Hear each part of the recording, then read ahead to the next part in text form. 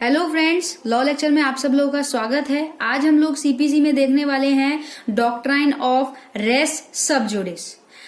Doctrine of race सब जुडिस और race judicata यानी कि सेक्शन 10 और सेक्शन 11 सीपीसी में बहुत इंपॉर्टेंट है और उसको बहुत ध्यान से समझने की जरूरत है। तो आज इस वीडियो में हम लोग देखने वाले हैं रेस सब जुडिस यानी कि विचाराधीनवाद का सिद्धांत। वैसे तो रेस सब जुडिस कहीं ऐसे वर्ड डिफाइन नहीं किया गया है, ना ही ये बताया गया है, लेकिन सेक्शन नंबर 10 जो है वहां पे लिखा हुआ है स्टे ऑफ सूट यानी कि हिंदी में वाद को रोक देना। तो इस वीडियो में हम लोग यही देखने वाले हैं। हम इस रेस सब जुडिस डॉक्ट्रिन का मीन समझेंगे, डेफिनेशन समझेंगे और वो कौन कौन सी इंपॉर्टेंट कंडीशन है जो रेस सब जुडिस पे लगती हैं और साथ में हम केस लॉ के थ्रू ये समझेंगे। तो चलिए शुरू करते हैं। सबसे पहले बात करते हैं रेस सब जुडिस। रेस सब जुडिस दो वर्ड से बना, रेस प्लस सब जुडिस। ठीक, इसका मतलब रेस का मतलब होता है मैटर और सब जुडिस का मतलब होता है पेंडिंग, यानी कि सब्जेक्ट मैटर जो कि पेंडिंग है, यानी इस तरीके के कोई मैटर जो पेंडिंग है। सेक्शन 10 की बात करें तो सेक्शन 10 में तो लिखा है स्टे ऑफ सूट यानी वाद को रोक देना। डेफिनेशन पढ़ लेते हैं, एज इट इज सेक्शन क्या कहता है वो देख लेते हैं।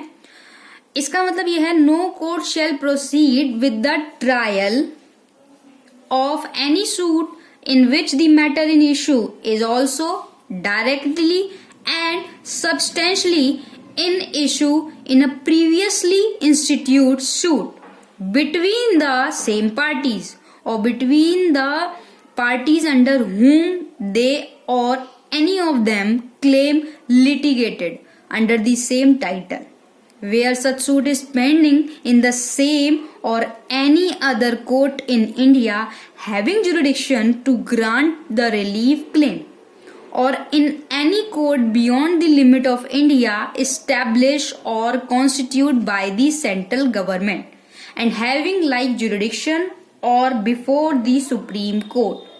यानी कि कोई भी कोर्ट जो है वो प्रोसीड नहीं कर सकता, ऐसे मैटर को ट्रायल नहीं कर सकता जो कि मैटर पहले से ही, जो ऐसे वाद को नहीं कर सकता जो वाद पहले से ही उस कोर्ट में चल रहे हों, उस पे कोई भी डिक्री कोई भी जजमेंट नहीं आई है, अभी वो मैटर पेंडिंग में ही है।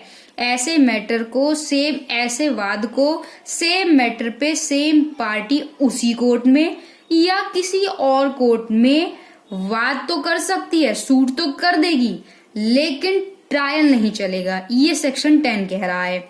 एक्सप्लेनेशन से समझते हैं the pendency of a suit in foreign court does not include the court in Indian from trying a suit founded on the same cause of action. ना तो वो सेम कोर्ट में कर सकता है ट्रायल, ना तो सेम कोर्ट में चलेगा, सूट कर देगा लेकिन ट्रायल ना तो सेम कोर्ट में चलेगा ना कि दूसरे कोर्ट में चलेगा, और जो फॉरेन कोर्ट हैं वहां पे भी नहीं चलेगा। ठीक है, इंपॉर्टेंट कंडीशन फॉर रेस सब जुडिस को समझ लेते हैं। For the application of the section of following condition must be satisfy. वो कंडीशंस पढ़ने वाले हैं जो कि सेटिस्फाई करती हैं सेक्शन के अंदर में। Number 1, there must be 2 suit, यानी कि 2 सूट होने चाहिए। पहला प्रीवियसली इंस्टीट्यूट, दूसरा सब्सीक्वेंटली। प्रीवियसली मतलब पहले से ही उस मैटर पे पार्टियों का वाद चल रहा हो, और सब्सीक्वेंटली मतलब कि दोबारा से वही सेम मैटर सेम पार्टी या उनके जो उत्तराधिकारी हैं वो लेकर आए। ठीक, दूसरे नंबर पे the matter in issue in the subsequent suit must directly और substantially in issue in previous suit. या तो डायरेक्टली या सब्सटेंशियली जो है, जो प्रीवियस सूट है, या तो वो डायरेक्टली कहीं ना कहीं उस प्रीवियस सूट से कनेक्टेड है या सब्सटेंशियली। तीसरी बात, both the suit must be between the same party और देयर रिप्रेजेंटेटिव। जो भी होगा वो सेम पार्टी होगा या जो उनके रिप्रेजेंटेटिव होंगे उनके थ्रू होगा, मतलब सेम सूट पे सेम वाद पे होगा।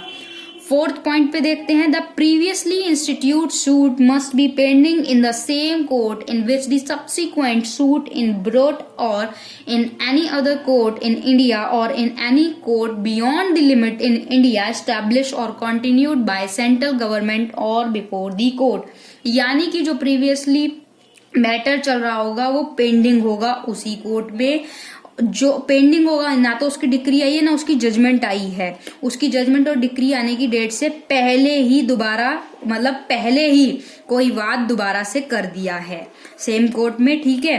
तो ऐसा कोर्ट या तो इंडिया में होगा या इंडिया के कुछ जो कोर्ट के बियॉन्ड लिमिट है, ठीक है ना, जैसे फॉरेन कोर्ट वगैरह है, या तो वही फॉरेन में है लेकिन वहां पे जो स्टैब्लिशमेंट और जो बनाया गया वो सेंट्रल गवर्नमेंट का है, या वहां के कोर्ट में भी इस तरीके से नहीं कर सकते, मतलब ट्रायल नहीं चल सकता।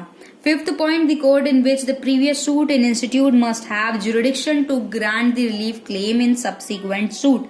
जो कोर्ट है वो प्रीवियसली सूट में अगर, मतलब उसको ये जुरिडिक्शन है कि वो जो है एक ग्रांट रिलीफ क्लेम कर सकता है। भाई पहले अगर ग्रांट, मतलब जो जुरिडिक्शन है उस कोर्ट के अंदर में आता है, अब मान लीजिए कोई मैटर है ऐसा जो कि जुरिडिक्शन उसके अंदर में आता है, बट वहां पे वो कोर्ट क्या कर रहा है, सूट को जो है, जो प्रीवियस मैटर चल रहा है उस पर रिलीफ या क्लेम नहीं हो पा रहा है, तब वो क्या करता है कि जैसे मान लीजिए कोई सेशन कोर्ट में नहीं होता है, तब उस तरीके के मैटर हाई कोर्ट वगैरह में चले आते हैं। लेकिन वो ये नहीं होते कि भाई मैटर चल रहा है, वो मैटर ट्रांसफर वाली कंडीशन हो जाती है। 6 पॉइंट क्या है, such parties must be litigated under the same title in both suit. यानी कि जो पार्टीज हैं वो क्या है, लिटिगेटेड रहेंगी अंदर जो सेम टाइटल होगा बोथ सूट में, यानी कि पहला सूट जो उन पार्टीज ने किया है वो भी और सेकंड वाला भी। एग्जाम्पल है, बहुत अच्छे से समझ में आता है। मान लीजिए ए नाम के एक व्यक्ति ने बी पर सूट कर दिया। ए नाम का व्यक्ति दिल्ली में रहता है, बी नाम का व्यक्ति मुंबई में रहता है, प्रॉपर्टी डिस्प्यूट को लेके है, कोई प्रॉपर्टी डिस्प्यूट का इन लोगों का मैटर है, ठीक। ये पर्सन, ए पर्सन कहता है कि ये प्रॉपर्टी मेरी है और इन्होंने पोजेशन कर रखा है। अब ए ने बी पर सूट कर दिया दिल्ली के कोर्ट में, वही सेम मैटर बी ने क्या किया, ए पर सूट कर दिया मुंबई में। तो ये जो मुंबई में बाद में हुआ, भाई भले अनदर सूट कर दिया लेकिन सेम इशू रहा, तो ये हमारा रेस सब जुडिस के अंडर में आता है। सूट तो वो कर देगा और सूट वो कर भी सकता है लेकिन ट्रायल नहीं चलेगा। रेस सब जुडिस ओवरऑल यही कहता है। थोड़ा सा केस लॉ देख लेते हैं। एक केस था फूलचंद मोतीलाल वर्सेस मनहर लाल AIR 1973, पटना का कोर्ट था, केस था सॉरी। इसमें fundamental test for application of section 10 यानी रेस सब जुडिस के फंडामेंटल टेस्ट की बात की। उसमें उन्होंने ये कहा कि जो सेक्शन नंबर 10 है वो जो सेकंड सूट होगा उसको वो रोकता नहीं है, यानी कि सूट करने को नहीं रोक रहा, सिर्फ और सिर्फ ट्रायल को रोक रहा है, ठीक। ट्रायल को भी हम आगे समझेंगे कि ट्रायल क्या। दूसरी बात, it only the subsequent trial is barred, जो सब्सिक्वेंट ट्रायल होगा उस पर रोक है, ठीक।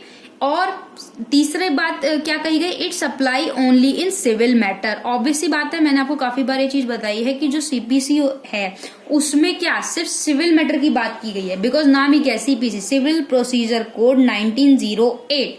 तो जहां पर civil matter, civil wrong, civil right की बात होती है वहां पर ये सारी चीजें एप्लीकेबल होती हैं।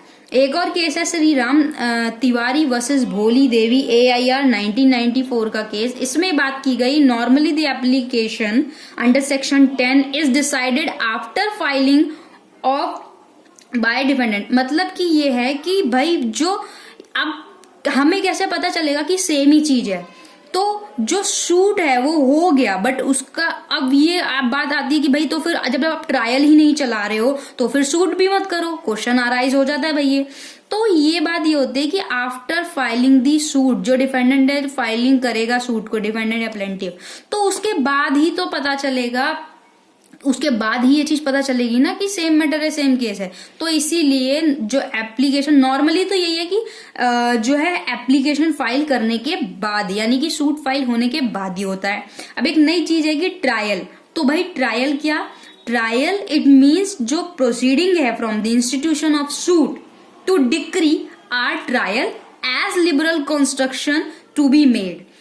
एक छोटा सा मैंने ये बना रखा है यहाँ पे एक table, like right to the filing. एक ए नाम का व्यक्ति है, उसको राइट है कि वो अपना सूट जो है फाइल कर सकता है।